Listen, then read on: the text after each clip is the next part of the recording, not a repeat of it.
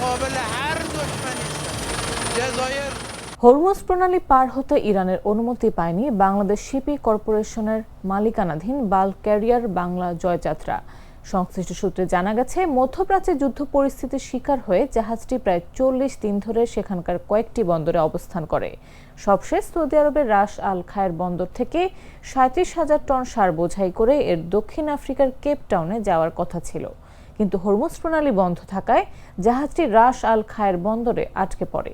পরে যুক্তরাষ্ট্র ও ইরানের মধ্যে যুদ্ধবিরতি ঘোষণা হলে বুধবার এটি কেপটাউন যেতে বন্দর ত্যাগ করে। সর্বশেষ শুক্রবার জাহাজটি হরমুজের কাছাকাছি পৌঁছে ট্রানজিট ক্লিয়ারেন্স চাইলে ইরানি কর্তৃপক্ষ আবেদন প্রত্যাখ্যান করে। বিএসসির তথ্য অনুযায়ী বাংলার জয়যাত্রা গেল 2 ফেব্রুয়ারি হরমুজ হয়ে পারস্য উপসাগরে প্রবেশ করে। পরে এটি কাতারের একটি বন্দর থেকে স্টিল কয়েল বোঝাই করে 27 ফেব্রুয়ারি সংযুক্ত আরব আমিরাতের জেবেল আলী বন্দরে পৌঁছায়। পরদিন 28 ফেব্রুয়ারি যুক্তরাষ্ট্র ও ইসরায়েল মিলে ইরান আক্রমণ করলে যুদ্ধ শুরু হয়। এর মধ্যে হরমুজ প্রণালী দিয়ে জাহাজ চলাচলে নিষেধাজ্ঞা দেয় ইরান।